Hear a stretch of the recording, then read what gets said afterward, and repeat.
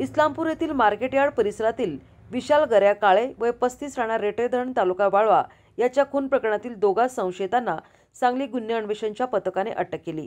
दैवत बिरजा पवार वय 35, पवन विरजा पवार वय 25 दोघे राहणार साखराळे अशी अटक केलेल्या संशयित भावांची नावे आहेत। पथकाने शुक्रवारी पहाटे पुणे रेल्वे स्थानकात दोघांना जेरबंद केले। न्यायालयाने त्यांना 1 दिवसाची पोलीस कोठडी सुनावली आहे।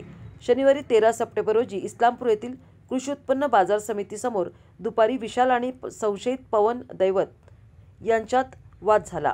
वादाचे पर्यवसन हाणामारीत झाले। पवन आणि दैवत यांनी चाकूने विशालवर हल्ला केला असता त्याचा जागीच मृत्यू झाला होता। हल्ल्यानंतर संशयित पवन आणि दैवत यांनी पलायन केले।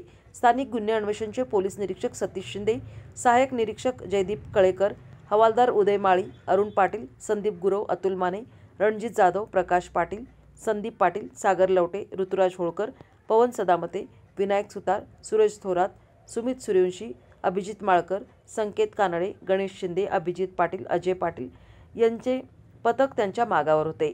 शनिवारपासून संशयित पोलिसांना गुंगारा देऊन पळून जात होते।